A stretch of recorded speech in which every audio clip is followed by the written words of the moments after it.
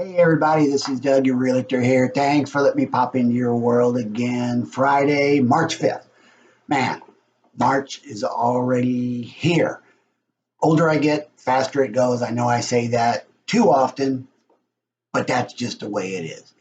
Anyway, I hope you, your friends, family, and loved ones continue to be healthy and safe.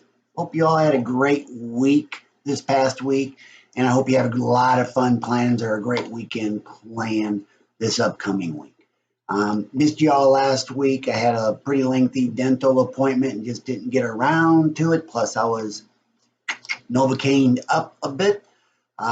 So stick around for the end of this because based on that, I'm going to give you some dental fun facts. But first, I'm going to answer a question that I'm getting in today's environment and really throughout my, again, 18 years. And that is coming from a buyer, whether it is a first-time home buyer or someone who hasn't purchased a home in a long time and are not familiar with that process. It's been a while since they've done it. So I'm going to kind of give you an overview, a mile-high overview of the steps of buying a home. First one is you're going to put together a budget.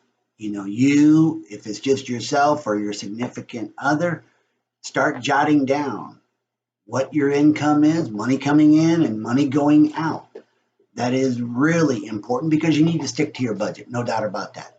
Then you're going to get with a lender and get pre-approved. They're going to tell you how much they are willing to loan you to purchase a home. In that process, they'll tell you how much down payment you will need, what the closing costs are, and of course, what your monthly mortgage payment is going to be. Then you take that figure, go back to step one, and put it in your budget. If that budget is something that you're comfortable with, then we go ahead and move forward. If you're not comfortable with that, then we just wait until you become comfortable with it. You do not want to get into a mortgage and worry each month how you're going to make that house payment. You don't want to be house poor, if you will. That's just not a good situation to be in, so I would not recommend that. And then the third thing you're going to do is consult a realtor. Sorry, had to do that, folks, but you're going to get with your realtor and you're going to go and give them those things. You're going to give them your budget. You're going to give them your pre-approval letter. You're going to show them proof of funds that you have for the down payment and the closing costs. And then kind of sit down and say, here's my wants and needs. This is where I want to live, the community, the neighborhood. I need this many bedrooms, this many bathrooms, square footage, and then what other amenities that you are looking for in a home. And then you're going to start looking at homes, whether it be in person or a lot is done virtually, more so now than in the past, but you can eliminate a lot of homes that you get the option to look at, maybe just by looking at them. It just doesn't meet your wants and needs, or it just doesn't suit your fancy, if you will.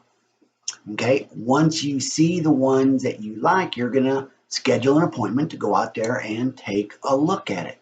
If it is something that you love, guess what? You're going to write an offer on that property. And once you write the offer, you're going to get, or as you write the offer, your realtor is going to advise you the best way to position that offer to get it accepted. Now, keep in mind, especially in today's environment, it is very, very competitive with other buyers. So one rule of thumb that you need to remember is if your offer is not accepted, don't get discouraged.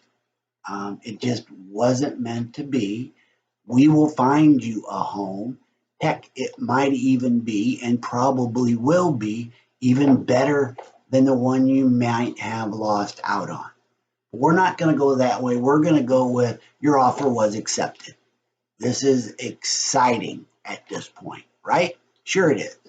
So after your offer is accepted, escrow is open. 3 days later, you have to deposit typically wire your money into, your earnest money into that escrow account at that point.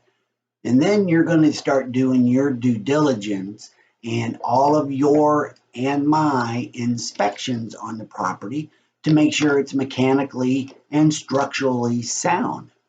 And based on all those inspections, if you're happy with everything, great, we move forward. If you're not happy with something in the house, then we negotiate for repairs that the seller will make before it closes escrow. If you are handy making repairs yourself, maybe you will take money in lieu of those repairs and have that money applied towards the purchase price or towards some of your closing costs. Again, remember, this market, very competitive. So that is something that you and your realtor would need to discuss if that is your best option. But of course, if it's mechanically or structurally defective, that's something that needs to be done. Okay? And then after that, guess what?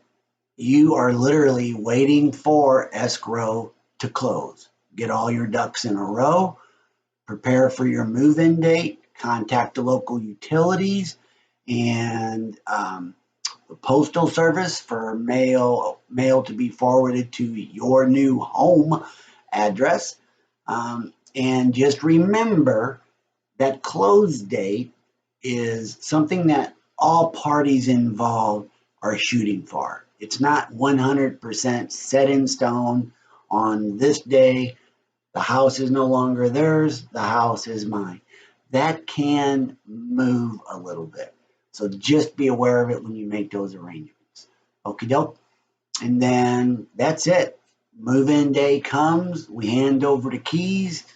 You move in, get everything situated, and then we have a big open house party for you. Okie doke.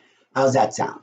So I hope that answers all your questions and a mile-high overview of it. Now we are going to go to, ready for it? Fun Fact Friday. Remember, went to the dentist last Friday, and so we're going to do a little bit of dental facts. I'm not a real big fan of going to the dentist, but obviously we all need to. Did you know that in the Middle Ages, it was customary to kiss a donkey if you had a toothache? I don't know. That does not sound fun to me. And then did you know that tooth enamel is the hardest structure in the human body? Kind of wild there. And then the average human being produces 100,000 gallons of saliva in their lifetime. Now, I just looked up 100,000 gallons, and the best analogy is a 20-foot by 40-foot pool on average holds 30,000 gallons of water. So we produce a lot of saliva, folks.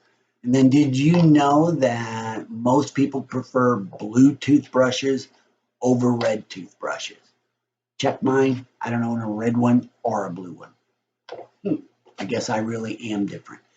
And then did you know that, as the saying goes, that an apple a day keeps the doctor away? However, eating apples gives you a 3 times more risk of having tooth decay. Why can't something just have to be good for you, or can't be good for you without all these side effects? Which brings me to all the commercials on medicine. The commercial on the medicine is 5 seconds, 55 seconds on all the side effects. It's a crazy world out there, folks. And then did you know that the snail's mouth is about as big as a pinhead? However, guess how many teeth the average snail has? 25,000 teeth. How do they count them? I don't know. Can't figure it out. And then, last but not least, did you know that it takes 43 muscles in your face to make a frown, and only 17 muscles in your face to smile? So keep smiling, folks. It's the most important thing you wear. God bless. Love ya. Talk to you next week. Bye bye.